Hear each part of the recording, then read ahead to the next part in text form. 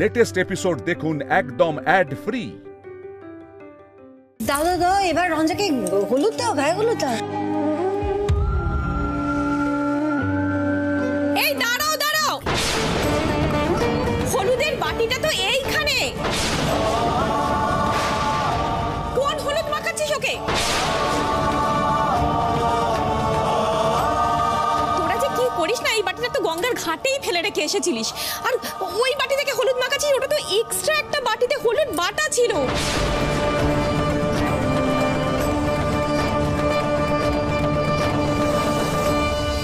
কি করিস কে জানে, এখন সব গন্ডগোল হয়ে যেত। এই তোরা দেখ তো ওখানে আর কিছু আছে কিনা। আমি যদি না দেখতাম কি হতো বলতো, সমস্ত গন্ডগোল হয়ে যেত। দেখলে তো, যেখানে বাঘের ভয় সেখানেই সন্ধে হয়। কাকিমণিকে এক্ষুনি আসতে হতো হলুদের বাটিটা নিয়ে। তোমাকে আমি আগেই বলেছিলাম একটা না একটা গন্ডগোল হবে। দেখলে তো, এভাবে হয় না পিলু।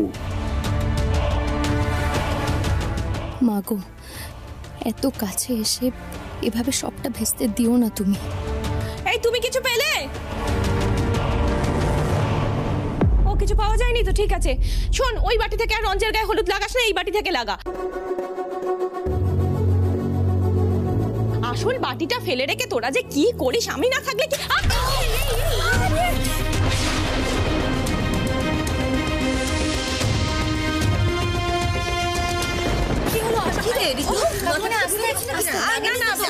আমি ঠিক আছে, সইনি। দেখ হলুদের বাটিটা তো পড়ে গেল, সমস্ত হলুদ পড়ে গেল তো। কাণ্ড হয়ে গেল বলতো। ইস, কি অলক্ষণে কাণ্ড বলতো। আচ্ছা, হলুদের বাটিটা তো তুমি এখানে বসো, আমি নিয়ে আসছি হলুদ। তুমি এখানে শান্ত হয়ে বসো, কিছু হয়নি। মল্লিকা দিদি, রাই, তুমি একটু দেখো না কাকিমণিকে। বাবা ঠিক আছে, আমি ও বাবা।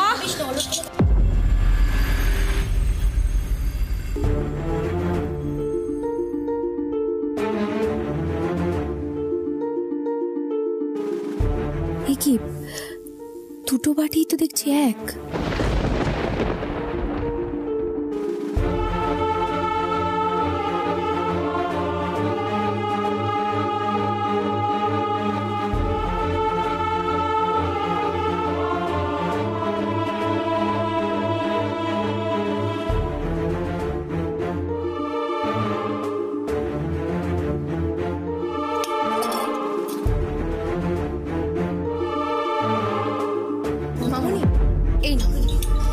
বাবা, সবটা পড়ে যায়নি, অনেকটাই বেঁচে গেছে। বাবা সত্যি অনেকটা আছে। হ্যাঁ হ্যাঁ, চল শুরু করি, চল চল চল। নে সইনি নে।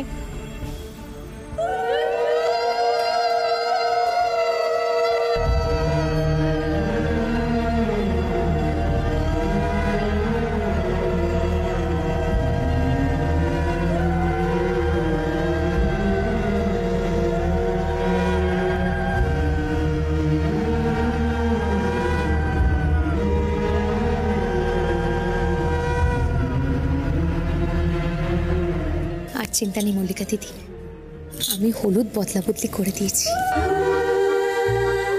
যাক বাবা।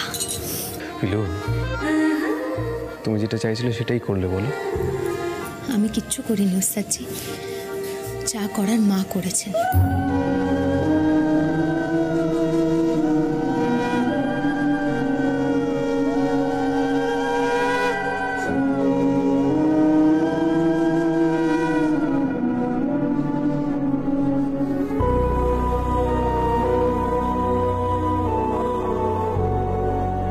পাগল মেয়ে, আজ একটা শুভ দিন না? আজকেও কাঁদে? একদম চোখের জল ফেলতে নেই আজকের দিনে। যা কিছু হয়েছে সব ভুলে যাও, কেমন? আমার ছেলে চায় তুমি খুব ভালো থাকো, খুব সুখে থাকো, আনন্দে থাকো। বিশ্বাস করো, ও তোমার জন্য এটাই চায়।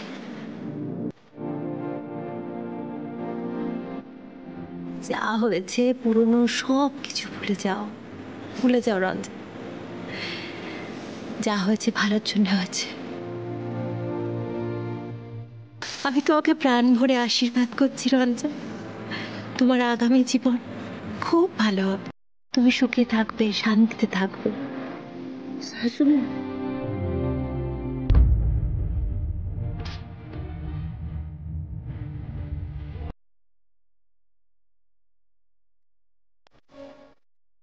না।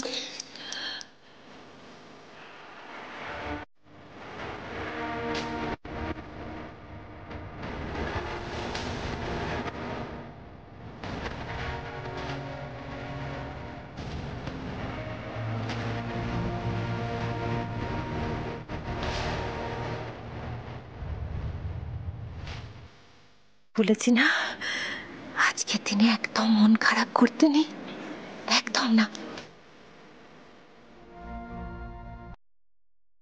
আজকে আমরা খুব মজা করবো, ওই হুল্লোড় করবো আজকে।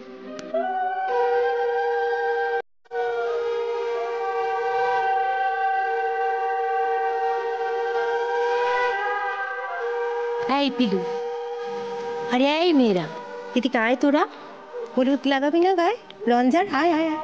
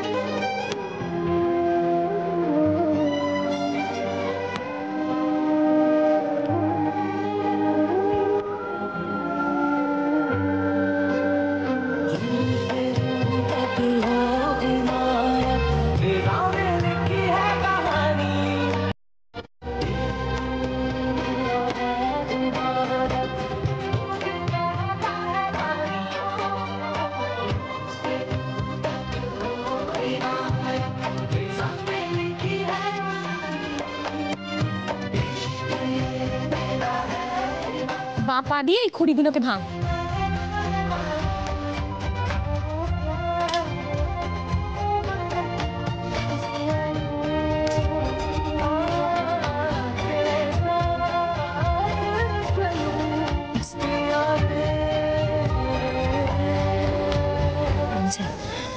আমি মায়ের কাছে প্রার্থনা করেছি, তোমার ইচ্ছে পূরণ হবে।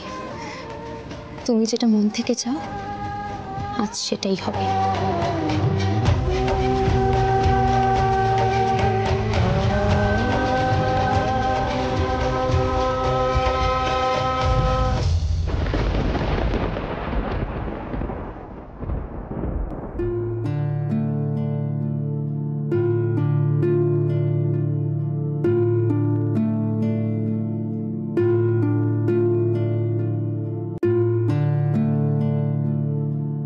মল্লিকা, রাই, রঞ্জাকে একটু ভালো করে সাজিয়ে দে তো।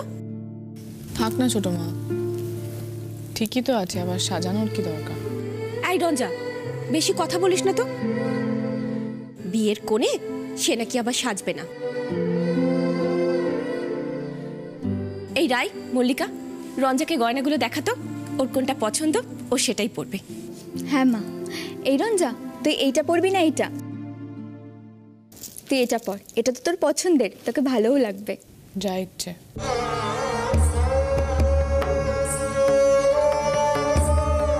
তোর কি ব্যাপার বলতো রঞ্জা? তখন থেকে ওরা তোকে সাজাতে চাইছে, তুই কোনো সারা শব্দ করছিস না। কি বলবো বলো? কি বলবো মানে? গায়ে হলুদ হয়ে গেল, এখনো তো মুখটা কিরকম হাঁড়ি করে রেখেছিস। এই তুই তুই কি চাস খোলসা করে একটু বলতো? এখন ওসব কথা কেন উঠছে ছোট মা? আমি তো এসব কথা বলতে চাইছিই না, কিন্তু তুই একটা এমন মুখ করে আছিস যে দেখে বলতে বাধ্য হচ্ছি। থাক না এখন এইসব কথা। থাকবে কেন মল্লিকা? আমি অনেকক্ষণ ধরে লক্ষ্য করছি, ও মুখটা এমন করে রেখেছে যেন আমরা জোর করে ওকে ফাঁসি দিচ্ছি। একবারও ভেবে দেখেছিস আদিত্যদা যদি তোর মুখটা এভাবে দেখে তাহলে আদিত্যদা কতটা কষ্ট পাবে? তুমি কি করে জানলে যে আমি ভাবছি না? ভাবছিস না? ভাবলে তুই মুখটা এরকম করে রাখতে পারতিস না রঞ্জা? বিয়েটা তোর ভালোর জন্যই আমরা দিচ্ছি রঞ্জা। এমন একটা ভাব করছিস যেন তোর এই বিয়েটা দিয়ে আদিত্যদা কোনো অন্যায় করছে। তোকে দেখে না রঞ্জা আমার নিজের কিরম অপরাধ বোধ হচ্ছে। সবই তো করছি ছোট মা, যা যা বলছো তাই করছি। আর কি করতে হবে বলো? আচ্ছা হাসতে হবে তো? এই না, ঠিক আছে।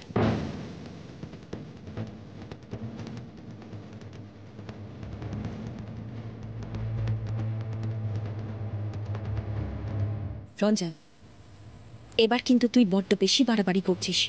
না ছোট মা, আমি যেটা করছি সেটাকে বলে কর্তব্য পালন।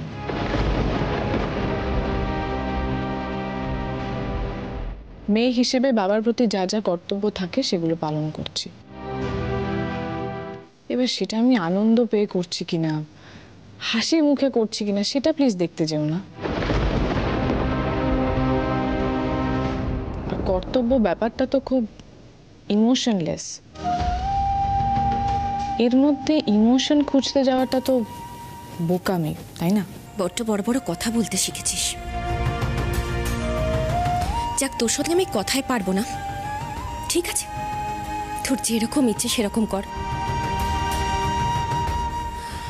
মল্লিকা, ওকে একটু দুধ সন্দেশ খাইয়ে দাও। এমনিতেই তো না খেয়ে থাকতে পারে না, তার উপর মুখটা এরকম গোজ করে বসে আছে। কখন আবার মাথা ঘুরে পড়ে যাবে কে জানে, তখন একটা কাণ্ড হবে। হ্যাঁ, আমি এক্ষুনি নিয়ে আসছি। যেও না মল্লিকা, আমি খাবো না। এই শুরু হলো তোর জেদ। আচ্ছা কেন খাবি না তুই? তোর খিদে পাইনি? বেশি আদর পেয়ে পেয়ে একেবারে মাথায় উঠে গেছিস, যা ইচ্ছে তাই।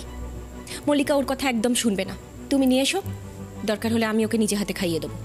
আমি বললাম তো ছোট মা আমি খাবো না, কেন জোর করছো? রঞ্জা,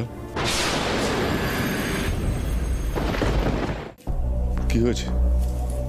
খাবে না কেন? বিয়ের দিন তো না খেয়ে থাকারই নিয়ম বাবা। হ্যাঁ মানে নিয়ম, কিন্তু থাক না বাবা, এসবের মাঝখানে না হয় কিন্তুটাকে আর নাই আনলে। আবার ঠিক করে নিয়ম মানবো না, তারপর এই বিয়েটাও যদি না টেকে।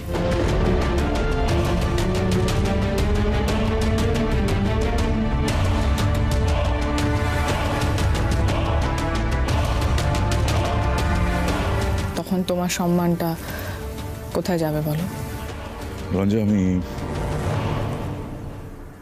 পরিষ্কার বুঝতে পারছি তুমি আমাকে ভুল ভাবছো, কিন্তু একদিন না একদিন তুমি ঠিক বুঝতে পারবে যে আমি সঠিক সিদ্ধান্তই নিয়েছিলাম তোমার জীবন বিষয়ে। মাঝে মাঝে জীবনে এমন অনেক পরিস্থিতি আসে রঞ্জা, যেখানে পরিষ্কার কিছু দেখা যায় না, কিছু বোঝা যায় না, ঝাপসা লাগে। তখন জীবন সম্পর্কে যাদের অভিজ্ঞতা বেশি তাদের উপরই ভরসা করতে হয়।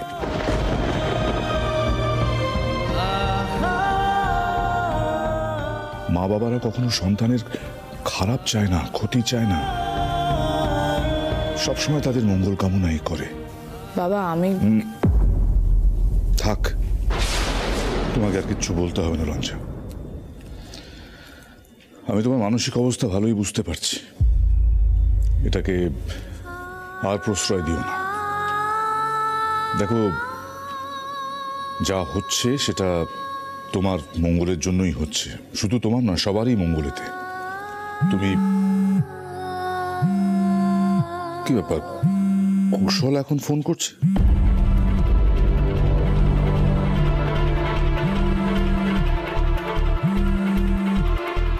কুশল ফোন করেছে?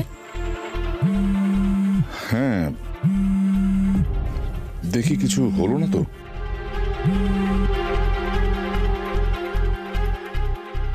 এখন আবার হঠাৎ কুশল ফোন করলো কেন?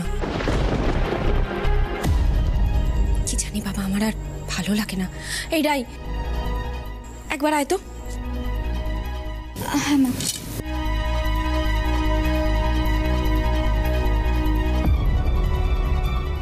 মল্লিকা, মল্লিকা একটু গিয়ে দেখবে গো। আমি না আর কোনো ঝামেলা চাই না, আমার খুব ক্লান্ত লাগছে।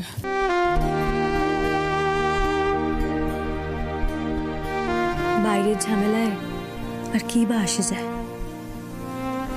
সেটা তো চারটে বাইরের লোকের হস্তক্ষেপেই মিটে যাবে। আসল ঝামেলা তো মনের, সেখানে কারোর হস্তক্ষেপ চলে না, সেটা তো নিজেকেই সামলাতে হবে। মন থেকে পারবে কুশলবাবুর সঙ্গে সংসার করতে? মনকে মানাতে হবে, না মানালে কি করে হবে বলো? এই বিয়েটার সঙ্গে বাবার সম্মান জড়িয়ে আছে, আর আমি আর বাবাকে কষ্ট দিতে পারবো না। আর এতে যদি তুমি নিজে কষ্ট পাও? ওই যে বললাম, কর্তব্য পালন, ডিউটি, কর্তব্যের আবেগ, অনুভূতি, দুঃখ, যন্ত্রণা, কষ্ট কিচ্ছু থাকতে নেই, শুধু যন্ত্রের মতন পালন করতে হয়। দেখো, আমিও তাই করছি।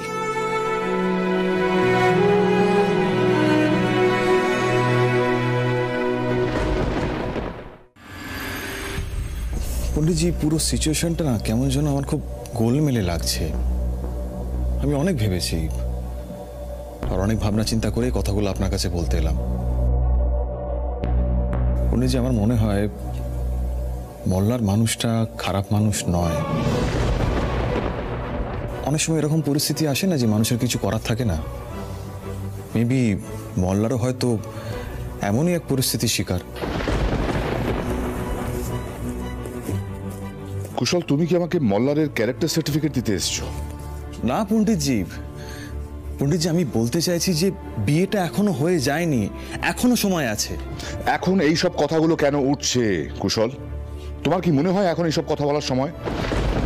পণ্ডিতজি, এখনই সময়, আর সময় কিন্তু খুব দ্রুত পেরিয়ে যাচ্ছে।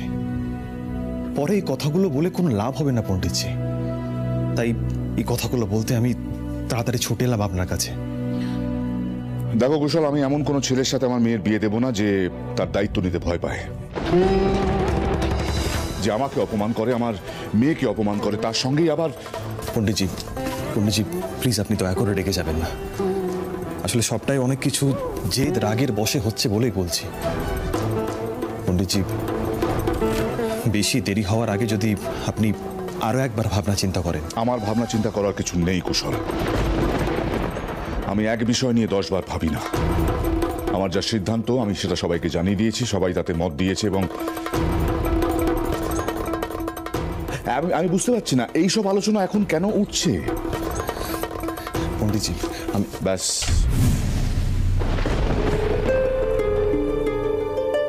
আমি তোমার কথা শুনে নিয়েছি, এবার তুমি আমার কথা শোনো। আমাকে স্পষ্ট করে বলো তো, তুমি কি রঞ্জার ভার নিতে পারবে? ওর সাথে যা যা হয়েছে সব ভুলিয়ে ওকে নতুন জীবন দিতে পারবে, ওকে সুখী করতে পারবে? আমি কিন্তু কোনো অস্পষ্ট কথা বা ভাষা ভাষা কথা শুনতে চাই না। যদি বলো পারবে না, তাতেও কোনো অসুবিধা নেই কুশল। আমি রঞ্জাকে নিয়ে দেশ ছেড়ে চলে যাব, অন্য কোথাও সেটেল করবো, এখনো সেই দম আছে আমার মধ্যে। কিন্তু মল্লারের সাথে আমি আমার রঞ্জার বিয়ে দেব না, কখনোই। কারণ এমন কোনো ছেলের সাথে আমি রঞ্জার বিয়ে দেব না যে আমাকে, যে আমার মেয়েকে অপমান করে। আমি বুঝেছি পণ্ডিতজি, আর আপনি যখন আমাকে স্পষ্ট করে উত্তর দিতে বললেন তখন আমি স্পষ্ট করে বলছি, রঞ্জার দায়িত্ব নিতে আমি কোনোদিনও পিছপা ছিলাম না, আর আজও নই। কিন্তু রঞ্জা তো বাচ্চা মানুষ নয়, ওরও তো নিজস্ব ধ্যান ধারণা আছে, ভাবনা চিন্তা আছে। তাই সবটা ভেবে আমি আপনাকে আরো একবার ভাবার জন্য বলতে এসেছিলাম, কিন্তু আমি আমার উত্তর পেয়ে গেছি পণ্ডিতজি। আমার আর কিছু বলার নেই, আমি আসছি। এসো। তবে আমি তোমাকে একটাই অনুরোধ করব কুশল, পারিপার্শ্বিকের কথা না ভেবে রঞ্জার ভবিষ্যতের দিকে নজর দাও, তাতে তোমারও সিদ্ধান্ত নিতে এত দ্বন্দ্বের মধ্যে পড়তে হবে না।